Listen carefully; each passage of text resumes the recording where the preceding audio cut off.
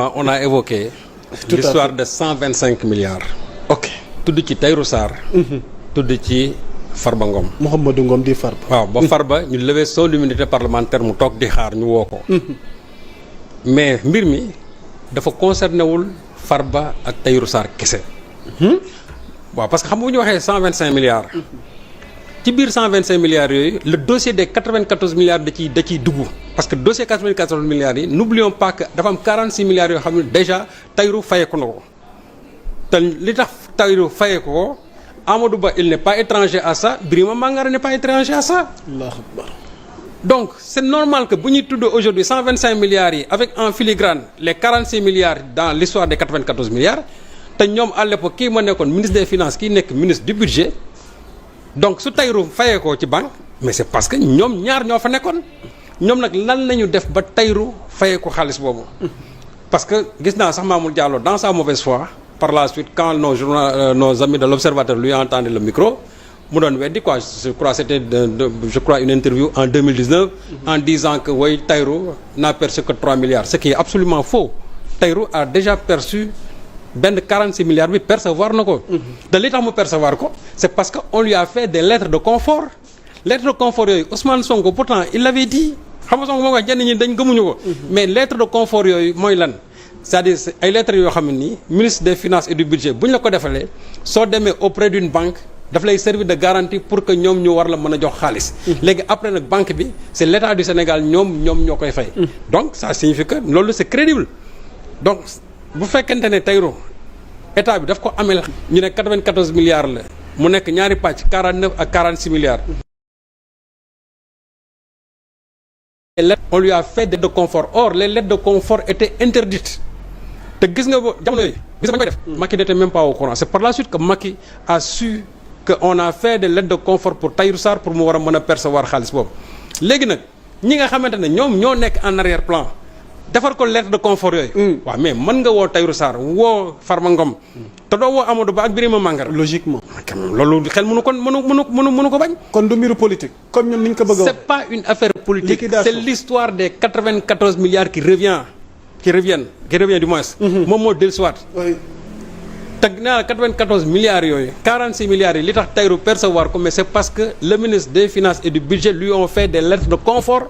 mais lettre de confort yooyu ñu ko defal ba mu dem percevoir xaalis bi de façon indue mais il va falloir que ñooñu ñu woo leen te peut-être que boobu mooy feeñ rek mais est-ce que amul yeneen lettre de confort yoo xam ne defal nañ ko Tahirou Sarr ci yeneen aussi yu mel ni l'histoire des 94 milliards parce que les gens pensent que bu ñu tuddee Tahirou rek c'est le TF 1451 déedéet ëpp na foofu Tahirou li mu percevoir en matière de ci suuf si mais quand même du 1451 boobu rek loolu bëri na trop loolu déjà sax on am na loo xam ne ni yor je crois jot na ko ci génn. exactement léegi nag ñooñu nga xamante ne ñoo nekkoon jëwriñ yi à l'époque mën a permettre Tahirou Sarr percevoir xaalis bu toll noonu.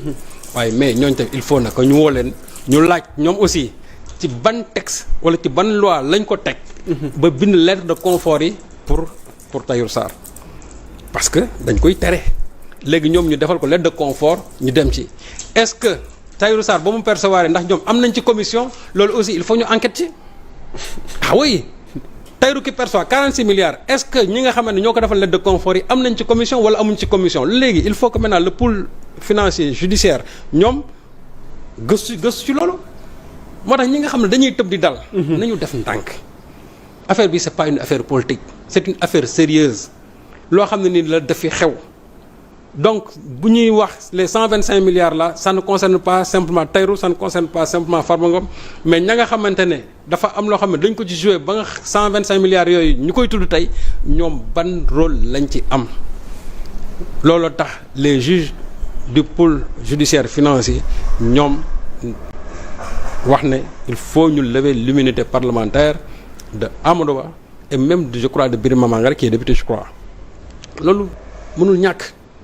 parce que su fekkee ne dañu yem ci Tahirou kese yem ci Farba Ngom waaw mais ñu leen permettre ñu fayee ko xaalis bi nag ñoo leen di bàyyi lan moo tax au nom de l'état du trésor de l'état sénégalais.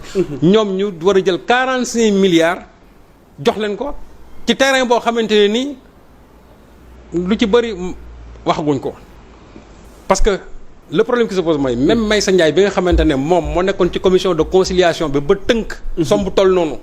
parce que moom ak l'ex gouverneur de Dakar je crois qu'il est décédé aujourd'hui. ñoom seen wàllu bopp ñoom ñoo tënk ne le TF 1451. war nañ ci mën a fayeeku 46 milliards ak 49 milliards ñoom ñoo tënk loolu. donc commission de conciliation ba nga xam ne ñaari nit kese ñoo fa nekkoon tënk lu toll noonu 94 milliards léegi ñu war ko yóbbu ministère des finances et du budget. léegi soo demee foofu nga ne man sama xaalis bi ma état Sénégal yoreel fay leen ma ko yow nga defal ko lettre de confort mu dem ci banque génne xaalis jox ko waaye mais yow mu ko def dun la woo. sëñ Saliou. maanaam sénégalais bii seetaan. di la teewlu ci coowal 94 milliards yi. c'est-à-dire bu ma comprendre. ab terrain moo àgg ci prix bi. terrain bi la. maanaam sëñ Saliou maanaam bi àddina sosoo ba tey. moom laa la wax de tous les pays maanaam ci globe terrestre bi. terrain. buy jar 94 milliards. moom laa la kon cooli yëpp maanaam ab terrain lañ jël yokku. terrain bi terrain bi sax am na loo xam ne dañ ko ci xàppati. parce que terrain bi am na loo xamante ne nii dem na ci waa kër Jili Mbay yi am na terrain am na ci partie boo xamante ni waa SNHLM am na loo xam jël nañ ko ci mais la nga xam ne moo ca desoon. moo ci des. léegi nag loolu xam nga dañ ne état bi dafa exproprier ñi nga xamante ne ñoom ñoo moomoon terrain boobu le 1451. léegi Tahirou moom dafay dem ne état Sénégal moo leen ko yoral comme que nit ñoom jàpp nañu peut-être démarche dina metti soo ñëwee par exemple ma fekk terrain boo xam ne nii war na mën a jar peut-être 4-5 milliards. wala peut-être ba 10 milliards. ma ne man mën naa la jox 200 millions 300 millions 400 millions ba 500 millions xobet. su ma la ko joxee léegi après yow nga defal ma une reconnaissance de créance boo ko fexee léegi terrain bi léegi man. mbir bi maa koy moom. su ko fexee léegi man damay dem fay ko état bi. léegi yéen comme que peut-être démarche yi dina metti ci yéen. man mën naa génne liquide. teg jox leen. boo fexee yenn famille yi comme que ñoom peut-être da yàgg nañ def ay démarches mënuñ jot seen xaalis. bu ñu gisee ku ñëw proposer leen somme yi dañuy jël même suñu xamee dañ ciy gaañ. léegi nag yow soo paree soo demee léegi ci commission de conciliation bi ñoom ñu ne léegi ñu estimer valeur terrain bi ñu ne terrain bi day tant de mètres carrés la mais zone boobu mètre carré bi war na mën a jar lii donc war nañ la mën a fay lii.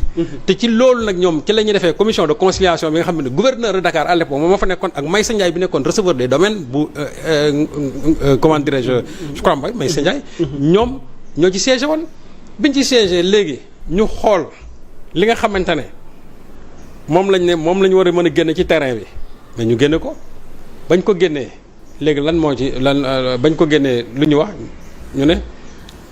terrain bi ça revient à 46 ak 49 milliards muy 94 milliards. allahu akbar ab terrain. waaw léegi nag boo bëggee jot sa xaalis nga dem ci ñi nga xamante ne ñoom ñoo. mais ñi nga xamante ñooy jëwriñ ñi ñu ne léegi dañ lay defal lettre de confort. soo demee ci banque banque ba jox la xaalis. bu dëgg banque bi su la fayee yow après banque bi moom état Sénégal moo koy fay donc état Sénégal moom garantie la lay defal. lii moo indi coow li donc terrain bi mooy 94 milliards yi nga xam ne moom la ñuy wax léegi nag ñi nga xamante ne ñoom ñoo def lettre yi. waaw ñooñu wax dëgg yàlla yoon da leen waroo laaj leen c'est pas un aveu de culpabilité c'est-à-dire waxuñu ñoom ils sont coupables. bu dul woon sax lettre yi. waaw logiquement. terrain war a mën a jar 94 milliards. mais état war nañ ko sant mu saytu nan la def ba jar 94 milliards. ndax bi àdduna sosoo ba tey ci réew mi. te ab terrain yaa mu sandu boobu kese ah. nga ne ma. ah non du boobu kese y a plusieurs terrains yoo xamante ne nii. nii la tëdd nii la demee schéma bi. c'est que bii la Sonko génne moo tax mu gën ci siiw mais du terrain bii kese c'est que bii Sonko moo ko génne moo tax mu siiw mais barki dem xanaa gisoo waa journal Libération. Ils ont parlé de d'autres TF yoo xamante ni ñi ngi Ngor Almadies et j'en profite vraiment pour remercier mon jeune confrère là Cheikh Mbacke Guissé qui fait un excellent travail nag dans son domaine et qui est resté très discret. waaw sëñ Cheikh de waxam bëriwul moom. non waxam bëriwul nit ñu bëri sax xamuñu ko tey li muy def. waaw mais il fait un excellent travail et vraiment je profite de cette antenne là.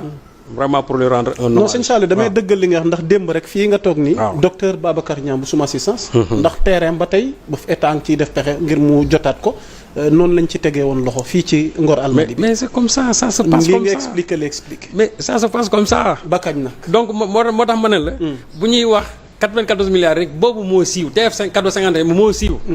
mais daf ci bëri terrain yu bëri yoo xam ne le même mode c'est le même modus operandi chaque fois on va en commission de conciliation surestimer le mètre carré génne benn prix daal ne lii lañ la war a fay ci terrain bi nga dem au niveau des autorités ñu jaarale la fa ñu war a jaarale soit trésor fay la wala ñu bi defal la lettre de confort nga dem ci banques yi daal lay jox xaalis c'est toujours comme ça donc peut-être que bii moo feeñ mais bu ñu yëngalee dinañ gis ne am na yeneen ak yeneen yi topp comme ni ma la ko waxee léegi libération yoom yi mu wax bi mu wax barki démb ce n'est pas le 1451 mais yeneen la yoo xam ne ni ça se trouve au niveau de Ngor Almadies voilà donc ces partisans là yi commencé di bifu comme ça di wax c'est pas un problème vraiment politique nañu régler.